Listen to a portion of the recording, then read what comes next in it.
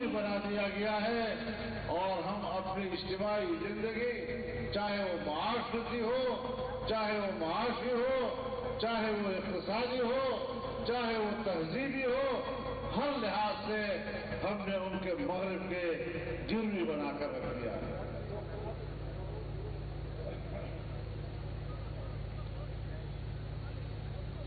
غیروں کا اتباع، مغرب کی پیروی اور قدم قدم ان کی غلامی، جناب رسول اللہ صلی اللہ علیہ وسلم نے اس کی نشاندہی خود فرما دی تھی۔ آپ نے فرمایا لَتَتَّبِعُنَّ سُنَنَ مَنْ قَبْلَكُمْ شبرا بشبر وذراعا بذراع حتى لو دخلوا جحر ضب تبعتموهم۔ قالوا يا رسول الله اليهود والنصارى، قال فمن؟ جناب رسول اللہ صلی اللہ علیہ وسلم نے فرمایا ایک زمانہ آئے گا جب تم پچھلی قوموں کے اطوار و عادات کی قدم قدم بالش بالش اس طرح پیروی کرتے نظر آؤ گے کہ اگر وہ گوہ کی غار میں گھسے تو تم وہاں بھی ان کے پیچھے چلو۔ صحابہ کرام نے عرض کیا یا رسول اللہ ہم یہود و نصارہ کے تابع ہوں گے؟ آپ نے فرمایا اور کون ہو سکتا؟ آج اپنی قومی زندگی کو دیکھیں، من حیث القوم ہم کدھر جا رہے ہیں، من حیث القوم ہم کس کی پیروی کر رہے ہیں۔ اور پاکستان جس عظیم المرتبہ مقاصد کے لیے حاصل کیا گیا تھا، اور جہاں لاکھوں مسلمانوں نے اس ملک کے لیے قربانیاں دی تھیں، ہزاروں خواتین اس کی عصمت قربان ہوئی تھی، در بدر ہو گئے خاندان اسلام کے جذبے سے، لا الہ الا اللہ کے جذبے سے۔ آج 70 سال کے بعد آپ ذرا اس موجودہ صورتحال کو دیکھیں، کیا قیام پاکستان کے مقاصد سے کچھ بھی اس کی مماثلت آپ کو نظر آتی ہے؟ ملک کو غلام ملک بنا دیا گیا۔ میرے محترم دوستو، آج یہاں آپ کا اجتماع بہت بڑی گواہی ہے، بہت بڑا پیغام ہے، اور آج جہاں ہم نے یہ عہد کرنا ہے، اللہ کے حضور عہد کرنا ہے کہ ہم نے آج کے بعد پاکستان میں کسی مائی کے لال کو رسول اللہ کی توہین کی اجازت نہیں دیں گے۔ نعرہ تکبیر! گستاخ رسول پہ لعنت! گستاخ رسول پہ! گستاخ رسول پہ! اور اگر کوئی ایسی جرت کرتا ہے تو آج کا یہ لاکھوں انسانوں کا اجتماع، لاکھوں مسلمانوں کا اجتماع ان پر واضح کرنا چاہتا ہے کہ پاکستان کا ایک ایک فرد علمدین اور ممتاز قادری ثابت ہوگا۔ گستاخ رسول کی ایک ہی سزا! گستاخ رسول کی ایک ہی سزا! میرے محترم دوستو، جس ملک میں عوام نے قربانیاں دی، 10,000 مسلمانوں نے لاہور کے بازاروں میں جام شہادت نوش کیا عقیدہ ختم نبوت کے تحفظ کے لیے، اور بالآخر وہ تحریک کامیاب ہوئی۔ پاکستان کی پارلیمنٹ نے متفقہ ترمیم پاس کی کہ خود کو احمدی کہلانے والے، چاہے وہ قادیانی ہو یا لاہوری، وہ غیر مسلم ہے اور دائرہ اسلام سے خارج ہے۔ آج ہمارے حکمران ان کے ساتھ سودا کر رہے ہیں، ساز باز کر رہے ہیں، انہیں امید دلا رہے ہیں کہ ہم پاکستان کے آئین سے اس شک کو نکالیں گے۔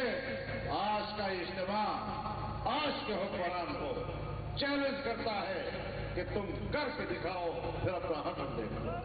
نعرہ تکبیر! جمعیت علماء اسلام، قائد شریعت مولانا فضل الرحمان۔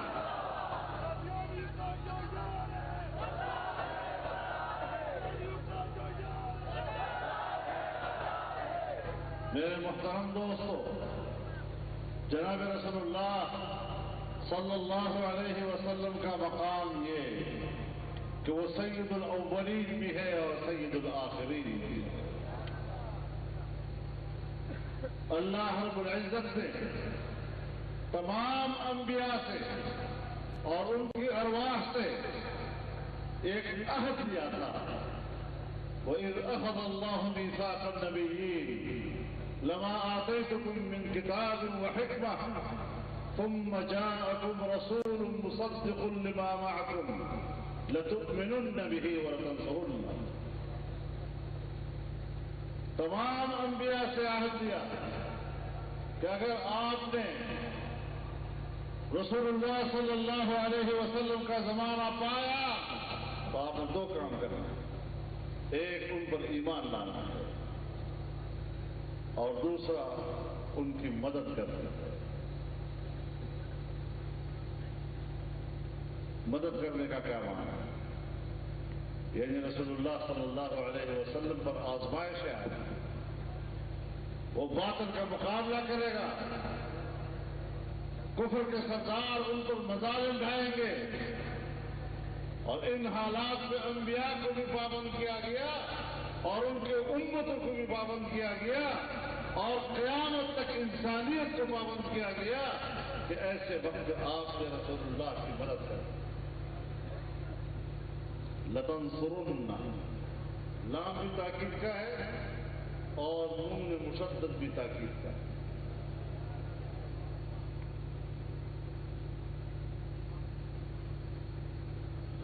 آج امت سے کیا تقاضا کیا جا رہا ہے؟ میرے محترم دوستو، آج ہم اسی پیغمبر کے امتی ہیں اور تمام امتوں میں ہمیں یہ اعزاز حاصل ہے، اور دنیا کی کسی پیغمبر کی امت رسول اللہ صلی اللہ علیہ وسلم کی امت کے ساتھ اس عزت و احترام میں مقابلہ بھی نہیں کرتا۔ کنتم خیر امت اخرجت للناس تأمرون بالمعروف وتنهون عن المنکر۔ تو اس لحاظ سے سب سے معزز امت آپ ہیں، لیکن یہ بات یاد رکھیں، علماء کرام جانتے ہیں کہ کفر، شرک، یہودیت، نصرانیت، منافقت، یہ سب کفر کی مختلف شکلیں ہیں۔ مختلف عقائد کے حوالے سے مسلمان رہتا ہے، مسلمان نہ کافر ہوتا ہے نہ مشرک، مسلمان نہ یہودی ہے اور نہ نصرانی، مسلمان منافق بھی نہیں، لیکن ان کے اخلاق و اطوار ان کے اندر آ سکتے ہیں۔ ہمارے حکمران اور اس کا طبقہ ان تمام خرافات کا حامل ہے، جن کی زبان پر ریاست مدینہ کا لفظ ہو، شرم نہیں آتی۔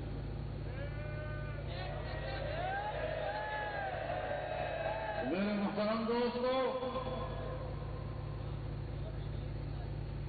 ان عادتوں سے ہم واقف ہیں۔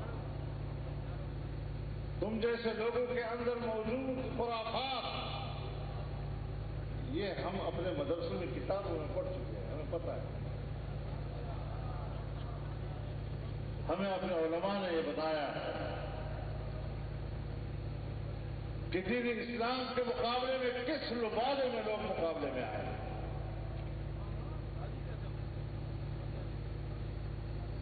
تم جس لباس میں بھی آؤ،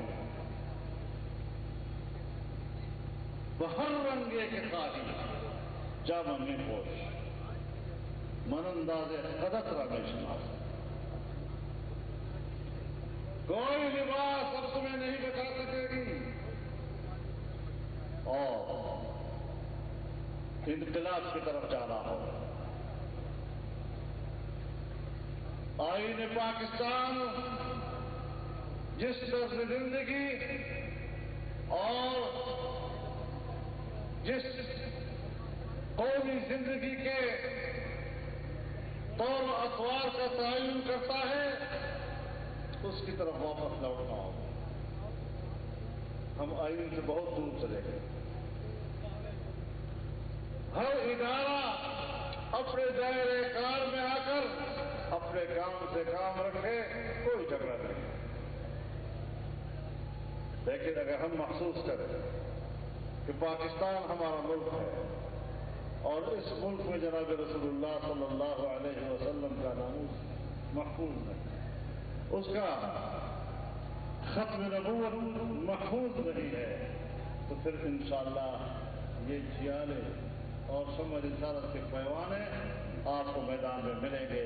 پھر گلا مت کرنا کہ یہ تو مذہبی کارڈ استعمال ہو رہا ہے۔ یاد رکھیں، آپ کو کس نے بتایا ہے کہ پاکستان میں ناموس رسالت لاوارث ہے، عقیدہ ختم نبوت لاوارث ہے، جناب رسول اللہ کا دین لاوارث ہے؟ الحمدللہ ابھی تو کروڑوں وارث اس کے موجود ہیں۔ پھر ہم کیوں یہ فکر کریں کہ کوئی تال آزما آ کر ہمارے اس ناموس کے ساتھ اور ہماری عزت کے ساتھ کھیل کرے۔ حرمت رسول پر، حرمت رسول پہ، عظمت رسول پہ۔ تو میرے محترم دوستو، ہم اپنے نظریات واضح طور پر رکھتے ہیں، لیکن اپنی نظریات کی خدمت اس کو آئین اور قانون کی روشنی میں جاری رکھنا چاہتے ہیں۔ خدا کے لیے ہمیں قانون میں رہنے دو، خدا کے لیے ہمیں آئین کے دائرے میں رہنے دو۔ جہاں آئین سے متاثر ہوا ہے پھر وہ ملکیں نہیں رہی۔ میرے محترم دوست، بہت کہہ رہے تھے کہ ہم آج کرتارپور کا افتتاح کریں۔ ٹھیک ہے، آپ نے سوچا ہوگا اس کے پیچھے آپ کے مقاصد کیا تھے، لیکن ہندوستان نے کیا کیا؟ آج ہی بابری مسجد کا فیصلہ مسلمانوں کے خلاف دے دیا۔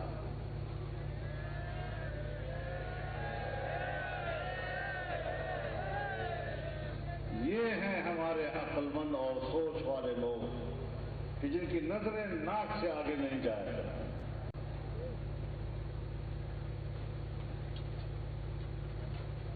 اسی دم، اسی لمحے عدلے کا بدلہ لے لیا۔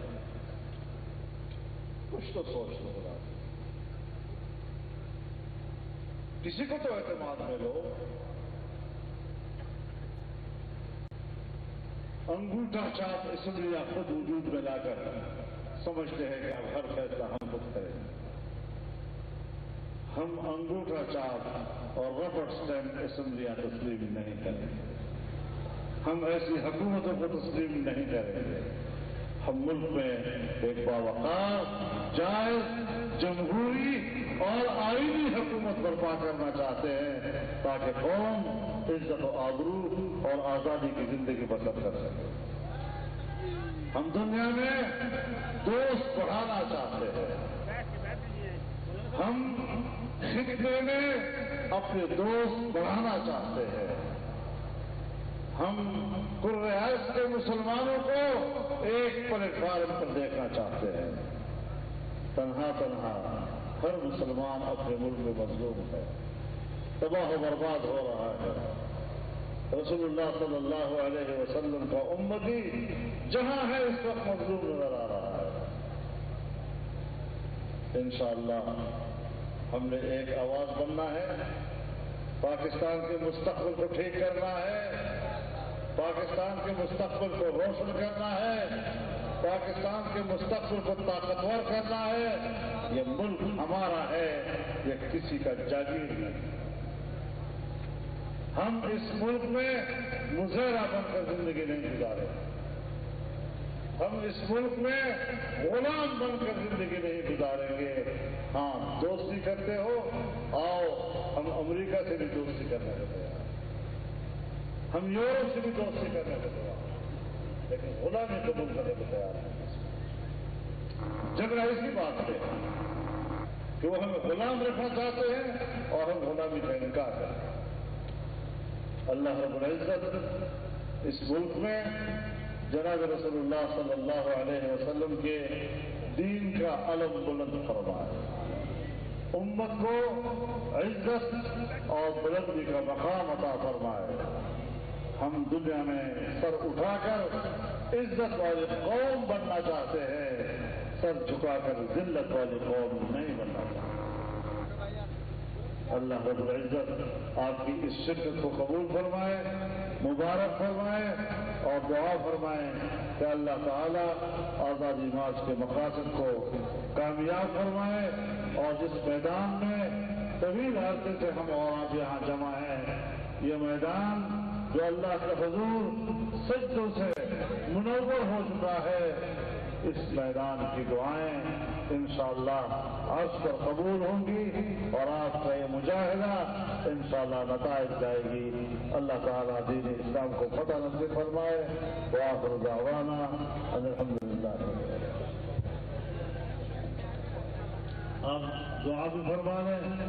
الحمدللہ رب العالمین والصلاة والسلام على خیر خلقہ محمد وعلى آلہ وصحبہ اجمعین۔ الہ العالمین، اس سیرت کانفرنس کو قبول فرما، اس میں جتنے لوگ شریک ہوئے ہیں، جس حیثیت سے شریک ہوئے ہیں، یا اللہ ان کی شرکت کو قبول فرما، ان کی شرکت پر یا اللہ ان کو اجر عطا فرما۔ یا الہ العالمین، ہم سب کے گناہوں کو معاف فرما، یا اللہ ہم سب کی خطاؤں سے درگزر فرما۔ یا اللہ پاکستان کو اسلام اور امن کا گہوارہ بنا۔ یا اللہ پاکستان کو ایک آزاد ریاست کی حیثیت سے دنیا میں شناخت عطا فرما۔ لا الہ الا انت سبحانک انی کنت من الظالمین برحمتک یا ارحم الراحمین۔ ابھی اذان عشاء ہوگی، اس کے بعد نماز اور پھر آرام۔ کل صبح آزادی